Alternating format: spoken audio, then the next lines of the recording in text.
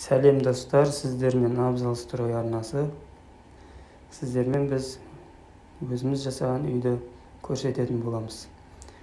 Мынау бізде барлық гипстер осындай арқаға жасадық, және де осы гипстің барлығын біз өзіміз үйден құямыз. Ешқандай сырттан алдырып әуре болмаймыз.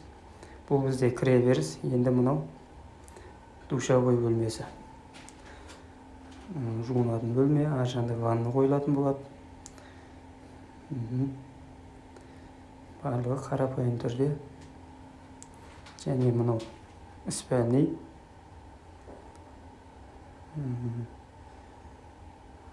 Аса спальныйға қатты ой-өрнек салмадық. Және мынау екінші спальный. Осындай бір рамка жасап, ішіне обой жапсырып, қалған стеналарын бояп қойдық.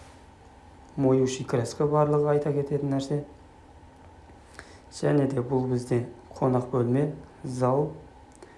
Осы стенада, осы зал бөлмесі болсын, осы үйдегі барлық рамка дейміз, осы стенада тұрған, потолокта тұрған болсын, барлық рамкалардың барлығы гипстен жасалған. Және бұл гипстің барлығын біз өзіміз қолдан үйден құямыз.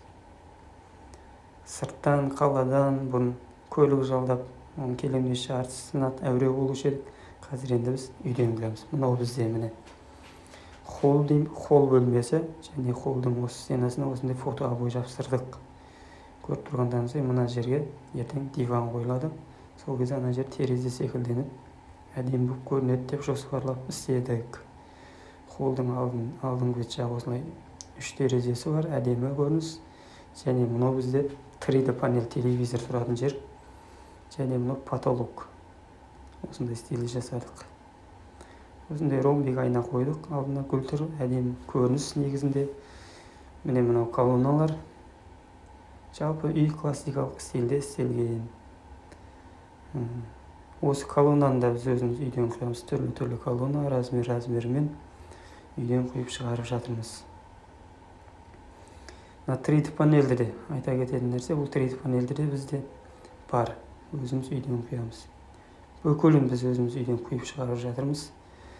Өзіміз енді осы құрылыс бағытында жүргеннен кейін барлық бағытты алып жүруге тырысып жатырмыз.